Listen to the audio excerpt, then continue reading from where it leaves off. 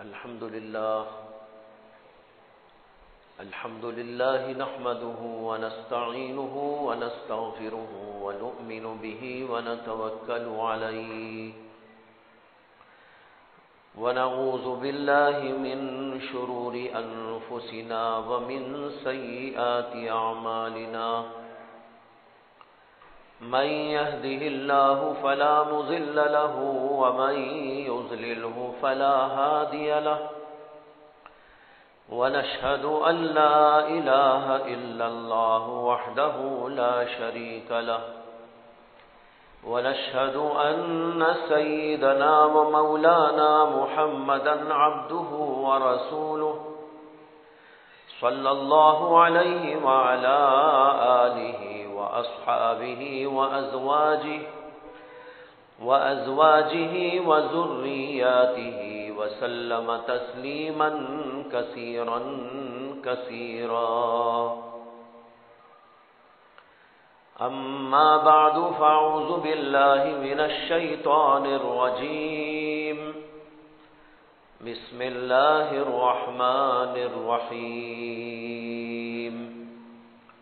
فاذكروني أذكركم واشكروا لي ولا تكفرون. صدق اللہ العظیم. محترم حضرات، ایک بہت مختصر سی آیت آپ حضرات کے سامنے تلاوت کی گئی ہے، جس میں اللہ تعالیٰ کا ارشاد ہے فَاذْكُرُونِي أَذْكُرْكُمْ، تم مجھے یاد کرو میں تمہیں یاد رکھوں گا. وَاشْكُرُوا لِي وَلَا تَكْفُرُونَ، اور میری شکر گزاری کرو، ناشکری نہ کرنا. اس آیت میں دو باتوں کے کرنے کا اور دو باتوں سے بچنے کا حکم ہے. ایک تو اس بات کا کہ اللہ تعالیٰ کو یاد کیا جائے اور اللہ سے غفلت نہ برتی جائے، یہ اس سے خود ہی سمجھ میں آ گیا. دوسرا حکم ہے اللہ کی نعمتوں کی شکر گزاری کی جائے اور اللہ کی ناشکری نہ کی جائے. یہ احکام اس چھوٹی سی آیت کے اندر دیے گئے ہیں.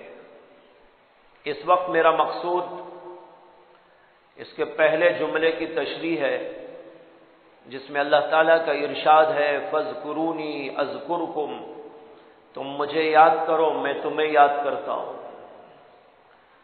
یاد کرنے کا لفظ ہم لوگ اپنی زبان پر ہر وقت بولتے رہتے ہیں. یہ نیا نہیں بلکہ عام لفظ ہے.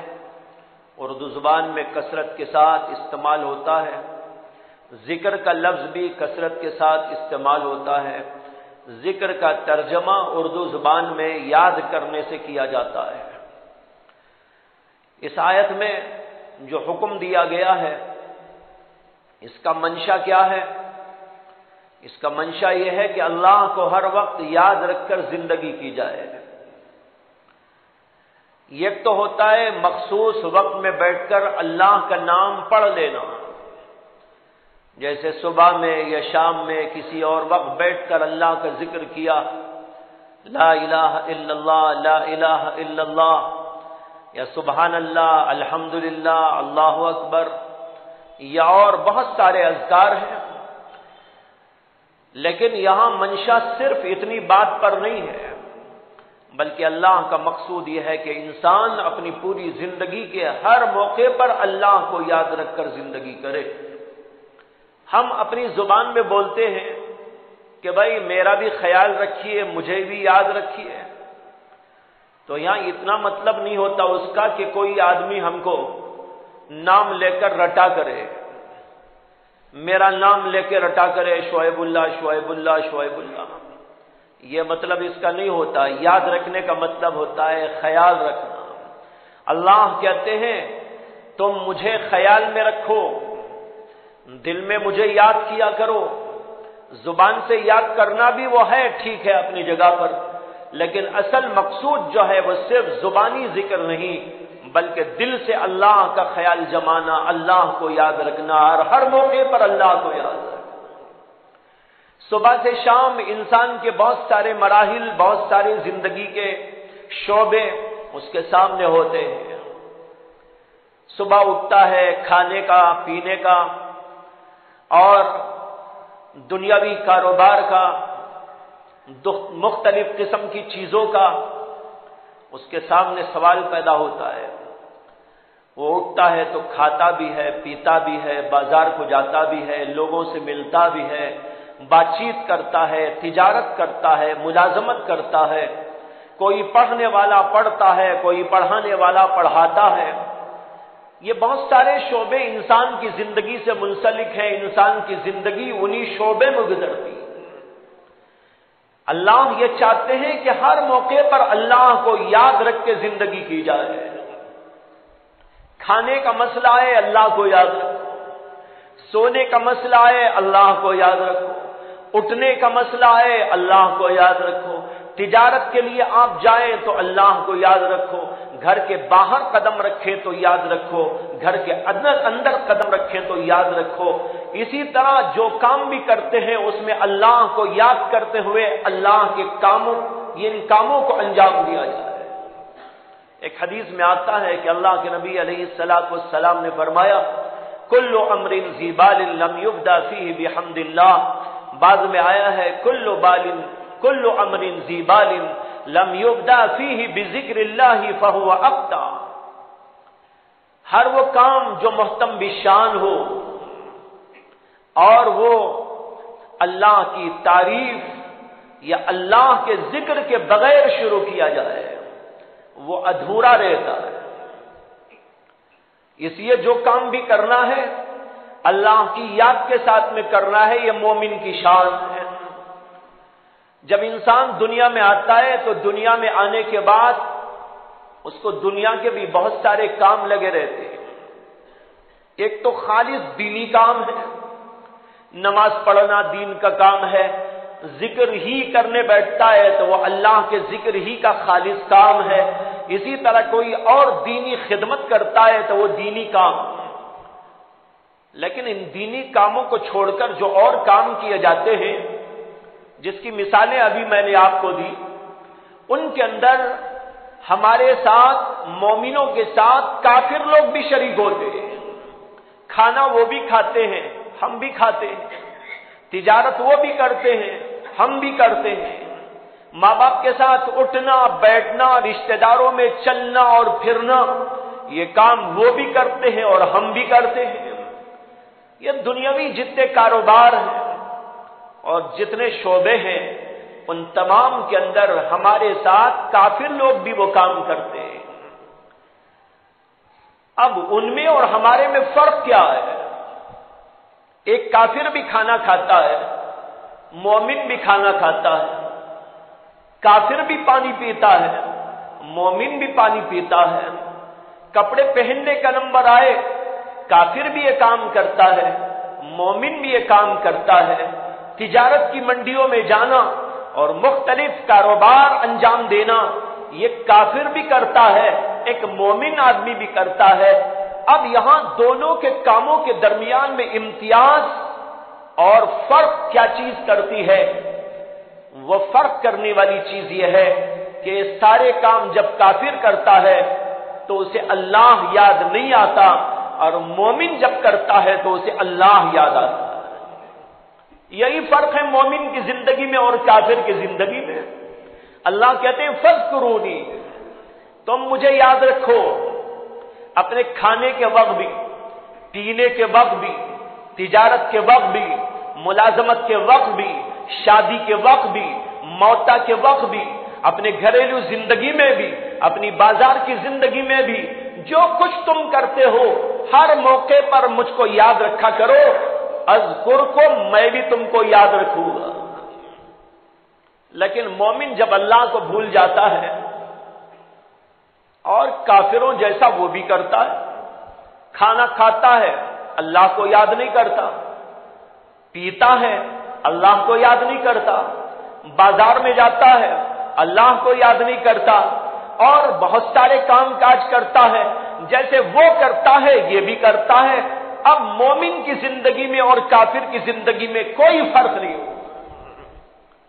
فرق کرنے کے لیے کہا گیا ہے کہ تم مجھ کو یاد کرتے ہوئے زندگی کرو، اس لیے کہ کافر میرے سے غفلت کے ساتھ میں زندگی کیا کرتا ہے۔ جب مومن اس طریقے پر زندگی کرتا ہے، اللہ کہتے ہیں میں بھی تم کو یاد رکھوں گا۔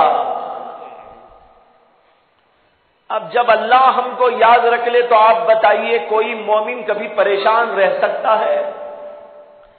آج ہر آدمی پریشان ہے، انفرادی طور پر بھی پریشان ہے اور امت مسلمہ اجتماعی طور پر بھی پریشان ہے۔ دونوں طرح آپ دیکھیں پریشانیوں کا ایک یہاں سے وہاں تک ایسا لگتا ہے کہ سیلاب ہے۔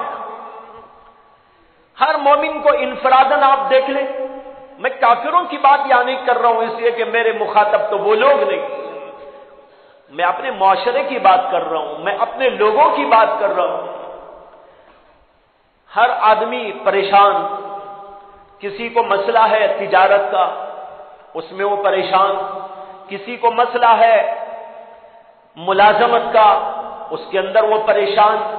اور عجیب بات میں یہ بھی دیکھتا ہوں، جو ملازمت پر ہے وہ بھی پریشان، جو ملازمت پر نہیں وہ بھی پریشان، جو تجارت کر رہا ہے وہ بھی پریشان، جو تجارت نہیں کر رہا ہے وہ بھی پریشان۔ اگر یوں کہا جائے کہ بھائی یہ آدمی اس لیے پریشان ہے کہ تجارت نہیں لگ رہی ہے ہاتھ کو، کوئی جاب نہیں لگ رہا ہے ہاتھ کو اس لیے بیچارہ پریشان ہے، تب تو بات سمجھ میں آتی ہے۔ لیکن آپ دیکھیں گے جو جاب پہ ہیں وہ بھی پریشان ہیں، اور جو تجارت میں لگے ہیں وہ بھی پریشان ہیں۔ اور اس سے بھی عجیب بات میں آپ کو سناؤں، جس کو پیسہ کم مل رہا ہے وہ بھی پریشان، جس کو زیادہ مل رہا ہے وہ بھی پریشان۔ ایک صاحب ہمارے پاس آئے تھے، کئی سال کی بات آپ کو سنا رہا ہوں، نوجوان تھے، وہ آئے بیٹھے اور اس کے بعد کہنے لگے حضرت میں بہت پریشان ہوں، اور کچھ اپنی پریشانیوں کا اظہار کرنے لگے۔ مجھے بہت افسوس ہوا، میں نے ان سے معلومات کرنے چاہے کہ بھائی آپ کیا کرتے ہیں؟ وہ کہنے لگے میں ایک بہت بڑی پوسٹ پہ ہوں اور بہت بڑی کمپنی میں بہت اعلیٰ پوسٹ پہ ہوں، اور انہوں نے اس وقت میں کہا تھا مجھے کہ میری تنخواہ 2 لاکھ روپے ہے۔ یہ انڈیا ہی کی بات، وہ کہہ رہے تھے کہ مجھے 2 لاکھ روپے ہر ماہ تنخواہ ملتی، لیکن اتنا پریشان ہوں، ان کے جملے میرے کان میں آج بھی گھومتے ہیں کہ انہوں نے کہا میں تو یہ خیال کرتا ہوں کہ میرے سے زیادہ دنیا میں کوئی پریشان نہیں۔ میں نے کہا کہ بھائی روڈوں پر دیکھو، سڑکوں پر دیکھو، کتنے بیچارے ایسے ہیں انہیں کھانا نصیب نہیں، کتنے بیچارے ایسے آپ کو ملیں گے کہ ان کو کپڑا نصیب نہیں۔ بہت سارے لوگوں کو ہم دیکھتے کہ روڈوں پہ سو رہے ہیں، سخت سردی جیسے کہ آج کل پڑ رہی، لیکن بیچاروں کو اوڑھنا نصیب نہیں، بیچاروں کو شیلٹر نصیب نہیں، بیچاروں کو کھانا نصیب نہیں۔ آپ یہ سوچ رہے ہیں کہ میرے سے زیادہ کوئی پریشان نہیں، ذرا ان سے جا کر پوچھو کہ ان کی کیا پریشانی ہے، جسے کھانا بھی نہیں، جسے پینا بھی نہیں، جسے شیلٹر بھی نہیں، جسے کپڑا بھی نہیں، جس کو کوئی پوچھنے والا نہیں، جس کے کوئی ماں باپ بھی نہیں، جس کے کوئی بچے بھی نہیں، کوئی رشتہ دار بھی اس کو نہیں پوچھنے والا، ایسے آدمی کا کیا ہوگا؟ آپ کہہ رہے ہیں کہ آپ کو 2 لاکھ تنخواہ ملتی ہے، پھر بھی آپ سے بڑا کوئی بدنصیب نہیں ہے اور آپ سے بڑا کوئی بھی بے چین آدمی نہیں ہے۔ خیر میں نے ان کو جو کہنا تھا کہا، میں سمجھانا اور بتانا یہ چاہ رہا ہوں، عجیب و غریب بات ہے آج کی دنیا کی، پیسہ کمانے والا بھی پریشان ہے، جس کو پیسہ نہیں وہ بھی پریشان ہے، جو بلڈنگوں والا وہ بھی پریشان، جس کو بلڈنگ ہی نہیں وہ تو ہے ہی پریشان، جس کے بعد بلڈنگوں پر بلڈنگیں وہ بھی پریشان۔ ایک اور بھی واقعہ یہ سن لیجئے، ایک دفعہ ایک صاحب آئے، جمعہ کے بعد ہی کا وقت تھا، وہ آئے اور ان کو میں پہچانتا تھا پہلے سے، آئے اور بیٹھ کر انہوں نے جو ہے ملاقات کرتے ہی رونا شروع کر ڈالا۔ میں ان کو جانتا ہوں کہ وہ بہت بڑے مالدار آدمی ہیں، بیٹھتے ہی انہوں نے رونا شروع کر ڈالا۔ میں نے ان کو تسلی دی اور کہا کہ بھائی کیا ہوا، کیا پریشانی ہے، طبیعت خراب ہے؟ کہنے لگے حضرت اس سے بڑا مسئلہ ہے، پھر اس کے بعد انہوں نے کہانی سنائی کہ اللہ نے مجھے بڑا مالدار بنایا، بہت پیسوں میں کھیلا، اللہ نے اتنا دیا کہ میرے 5 یا 6 بیٹے انہوں نے کچھ بتائے اور اتنی ہی لڑکیاں، اللہ نے ان سارے لڑکوں ساری لڑکیوں کے لیے ایک عالیشان مکان بنا کر دینے کی مجھے قابلیت اور صلاحیت اور استعداد دی۔ میں نے سب کو بنگلے بنا کے دیے، سارا فرنیچر دیا، ساری ضرورتوں کے سامان اس کے اندر بہم پہنچائے، لڑکیوں کو بھی دیا، لڑکوں کو بھی دیا، اور جو کچھ کہ میرے پاس مال بچا تھا، بوڑھا ہونے کی وجہ سے میں نے سوچا کہ اب یہی بچے تو ہمیں کام آنے والے ہیں، اس لیے جو کچھ کے مال پیسہ ہے میں سب کو تقسیم کر کے فارغ ہو جاؤں اور اللہ کی جناب میں جانے کی تیاری کر لوں۔ رہا زندگی کا جو تھوڑے دن کے ایام ہیں، کبھی یہ بیٹی کے پاس رہ جاؤں گا، کبھی اس بیٹی کے پاس چلا جاؤں گا، کبھی اس بیٹے کے پاس رہ جاؤں گا، کبھی اس بیٹے کے پاس رہ جاؤں گا، اس طریقے پر جو زندگی باقی ہے وہ یوں میرے بچوں میں گزر جائے گی، اور میرے پاس مال پیسہ رکھنے کی کیا ضرورت ہے، میں نے سب ان کو تقسیم کر ڈالا۔ یہ کہتے ہوئے ان کو ہچکیاں آنے لگی، زور زور سے رونے لگے اور کہنے لگے مولانا اس وقت میرا حال یہ ہے کہ اتنا سب کچھ میں نے بیٹوں کے لیے کیا، لیکن آج مجھے کوئی بیٹا بھی رکھنے تیار نہیں ہے، کوئی بیٹی بھی رکھنے تیار نہیں۔ اب میں روڈ پہ ہوں، کوئی گھر نہیں، کوئی مکان نہیں، اب یہ بوڑھا آدمی میں کیسے کما سکتا ہوں؟ یہ میرا مسئلہ ہے۔ آپ دیکھیے مالدار بھی پریشان، مال والے، جائیداد والے، املاک والے، یہ سب کے سب دنیا میں آج پریشان ہیں۔ سوچنے کی بات یہ ہے کہ یہ پریشانی کیوں آ رہی ہے مسلمانوں؟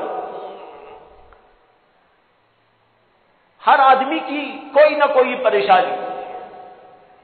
یہ پریشانی کی بنیاد دراصل یہ ہے کہ اللہ نے جو کہا فَاذْكُرُونِي أَذْكُرْكُمْ، تم مجھے یاد رکھو میں تمہیں یاد رکھوں گا۔ ہم نے جب سے اللہ کو بھلا دیا، اللہ نے بھی ہم کو بھلا دیا۔ اگر اللہ کو ہم یاد رکھیں، اللہ ہمیں یاد رکھیں گے۔ یہ الگ بات ہے کہ اللہ ہمارے بھولنے پر بھی ہم کو بہت کچھ یاد رکھتے ہیں۔ اگر اللہ بالکل ہم کو بھول جائے تو ہم 1 منٹ زندہ نہیں رہ سکتے۔ سانس چل رہا ہے، اللہ یاد رکھا ہے اسی لیے تو چل رہا ہے۔ کھانا روز مل رہا ہے اسی لیے تو مل رہا ہے کہ اللہ ہم کو یاد رکھا ہوا ہے۔ کپڑے پہننے کو مل رہے ہیں اسی لیے تو مل رہے ہیں کہ اللہ نے ہم کو یاد رکھا ہے۔ ہزاروں مسئلے ہمارے طے ہو رہے ہیں، یہ اسی لیے تو اللہ نے ہم کو یاد رکھا ہوا ہے۔ اگر اللہ ہم کو بالکل بھول جاتے تو ہمیں تو پانی کا قطرہ بھی دستیاب نہ ہوتا۔ یاد تو اتنا رکھا اللہ نے، لیکن ہم نے جو کچھ کہ اللہ کو بھلایا اس کی وجہ سے تھوڑی سی پریشانی آ رہی ہے، مسائل حل نہیں ہو رہے۔ میں نے کہا کہ انفرادی طور پر بھی اور پھر اجتماعی طور پر جو صورتحال ہے امت مسلمہ کی وہ سب کو معلوم۔ ہندوستان کے مسلمان پریشان ہیں، ان کے مسلم پرسنل لا میں دخل اندازی کی بات ہو رہی، 3 طلاق کے مسئلے کو اچھالا جا رہا اور کسی نہ کسی شکل میں ان کو پریشان کرنے کی کوشش کی جا رہی۔ اسی طرح باہر ملکوں کا حال بھی کچھ اچھا نہیں ہے، خود مسلمان ملکوں کا حال یہ ہے کہ وہاں کے مسلمان پریشانی کا شکار ہو گئے ہیں۔ اس طور پر پوری امت مسلمہ یہاں سے وہاں تک اجتماعی طور پر بھی پریشانی کا شکار ہے۔ تو انفرادی طور پر بھی اور اجتماعی طور پر بھی دونوں قسم کی پریشانیاں مسلمانوں کو آج گھیرے میں لیے ہوئے ہیں، اور اس کی بنیادی وجہ وہی ہے کہ اللہ کو ہم بھول گئے۔ جب اللہ کو یاد کرنا شروع کر ڈالیں گے اللہ تبارک و تعالی ہمارے انفرادی مسائل کو بھی حل کریں گے، اجتماعی مسائل کو بھی حل کریں گے۔ اس کے اندر ایک بات یاد رکھ لینے کی ہے اور اچھی طرح سمجھ لینا ہے اس دور کے اندر، وہ بات یہ ہے کہ انفرادی مسائل کے حل کے لیے انفرادی طور پر رجوع اللہ سے کام چل سکتا ہے، لیکن اجتماعی مسائل کے حل کے لیے امت مسلمہ جب تک اجتماعی طور پر خدا کی طرف رجوع نہیں کرے گی اس وقت تک اللہ اس کا ساتھ نہیں دے گی۔ آج جو مسئلہ ہے، بعض لوگ کہا کرتے ہیں کہ بھئی بہت سے اللہ والے تو دعائیں کر رہے ہیں، کیوں دعا قبول نہیں ہوتی؟ حرم شریف کے اندر دعا ہو رہی، مسجدوں میں ائمہ دعا کر رہے ہیں، خانقاہوں میں بزرگان دین بیٹھ کے دعائیں مانگ رہے ہیں، اور یہ دعائیں پوری امت کے لیے کی جا رہی ہیں، اللہ دعائیں قبول کیوں نہیں کرتا؟ آج قتل و غارت گری کا بازار گرم ہے، ہر جگہ پر یہ بات نظر آتی جا رہی ہے، اور اجتماعی طور پر ساری ملت کے مسائل کو اس طریقے پر پیچیدہ کر کے چھوڑ دیا گیا ہے کہ ایسا لگ رہا ہے کہ امت کو جھنجھوڑا گیا ہے۔ آخر کیوں دعائیں قبول نہیں ہوتی؟ میں اس کا جواب میری طرف سے نہیں، ہمارے شیخ و مرشد حضرت اقدس شاہ ابرار الحق صاحب نور اللہ مرقدہ کی زبانی آپ کو سناتا ہوں۔ حضرت نے فرمایا، اور کئی دفعہ فرمایا، کہ لوگ آج ایک پوچھا کرتے ہیں کہ بزرگوں کی دعائیں بھی آج نہیں قبول ہو رہی، حرم شریف کے ائمہ کی دعائیں قبول نہیں ہو رہی، یا ائمہ کی دعائیں کیوں قبول نہیں ہو رہی ہیں؟ بزرگان دین دعائیں کر رہے ہیں تو کیوں قبول نہیں ہو رہی ہیں؟ اور امت کے اجتماعی مسائل کیوں حل نہیں ہوتے؟ حضرت نے ایک بہت عجیب بات فرمائی۔ حضرت نے فرمایا کہ اس کا جواب سنو، اور جواب کو سننے سے پہلے ایک مثال سمجھو۔ حضرت نے فرمایا کہ فرض کرو کہ ایک باپ ہے اور اس کے بہت سارے بیٹے ہیں، ان میں سے ایک بیٹا باپ کا بڑا سخت ترین باغی ہو گیا، نافرمان ہو گیا، باپ کے دکان کو برباد کرنے لگا، اجاڑنے لگا، باپ کی نافرمانی پہ نافرمانی کرنے لگا۔ باپ نے بارہا سمجھایا، لیکن اس کے باوجود وہ سمجھنے پہ آمادہ نہ ہوا، یہاں تک کہ باپ ناراض ہوا، اور باپ نے کہا کہ تجھے اب میں اپنی دکان پہ نہیں رکھوں گا، اس لیے اس نے باہر نکال ڈالا۔ جب وہ باہر نکل گیا، نافرمانی کی بنیاد پر، باپ سے بغاوت کی بنیاد پر، تو اس لڑکے کی ماں نے اپنے شوہر سے کہا کہ بچے کو معاف کر ڈالو، دوبارہ اس کو دکان میں بلا۔ اور بچے کا تایا آیا، اس نے اپنے بھائی سے گزارش کی اور کہا کہ تم اپنے بچے کو دوبارہ بلا لو، معاف کر ڈالو، ہم سب آپ سے معافی مانگتے ہیں اس کی طرف سے۔ اب چچا آ کے بولتا ہے، تایا آ کے بولتا ہے، ماں اس کی بولتی ہے، خالائیں اس کی گزارش کرتی ہیں، بھائی بھی اس کے گزارش کرتے ہیں، اور اسی طرح ماما بھی اس کے گزارش کرتے ہیں، پھوپھیاں بھی گزارش کرتی ہیں، اور سب کہتی ہیں بچہ کچھ کر دیا، اب دوبارہ بلا لو، دوبارہ بلا لو۔ باپ سے سب کے سب مانگ رہے ہیں اور کہہ رہے ہیں۔ حضرت نے فرمایا لیکن خود وہ لڑکا معافی مانگنے نہیں آتا،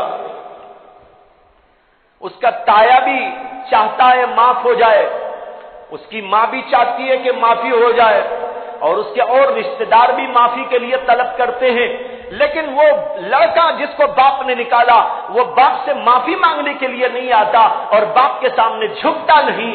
حضرت نے فرمایا آپ بتاؤ کہ ان سب لوگوں کے کہنے سے باپ معاف کر ڈالے گا یا معاف نہیں کرے گا؟ باپ تو یہ کہے گا تم سب تو کہہ رہے معاف کر دو معاف کر دو، لیکن وہ خود لڑکا تو آتا نہیں معافی مانگنے کے لیے۔ اب اتنے سارے لوگوں کی سفارشات اور اتنے سارے لوگوں کی معافی کی درخواستیں باپ اس لیے ریجیکٹ کر دے گا کہ جس نے نافرمانی کی اور جس نے بغاوت کی وہ خود آ کے معافی نہیں مانگ رہا ہے۔ حضرت نے فرمایا بالکل اسی طریقے پر یاد رکھو، حرم کے امام دعائیں مانگ رہے ہیں، مسجد کے امام دعائیں مانگ رہے ہیں، خانقاہ کے بزرگان دین معافی مانگ رہے ہیں، اور مسجد اور جو ہے بہت بڑے بڑے علماء اپنی جگہ پر معافی مانگ رہے ہیں، لیکن امت کا وہ طبقہ جو شراب پیتا ہے، بے نمازی پن پہ اڑا ہوا ہے، جو گمراہیوں کے دلدل میں پھنسا ہوا ہے، جو فحاشی اور عریانی کے سیلاب میں بہتا جا رہا ہے، اور جو الٹی سیدھی کر رہا ہے، جھوٹ بولنے والے جھوٹ بول رہے ہیں، دھوکے باز دھوکے بازی کرتے جا رہے ہیں، عریانی و بدکاری کرنے والے اس کے اندر مبتلا ہے، وہ اللہ سے معافی مانگنے کو لے آتے ہیں۔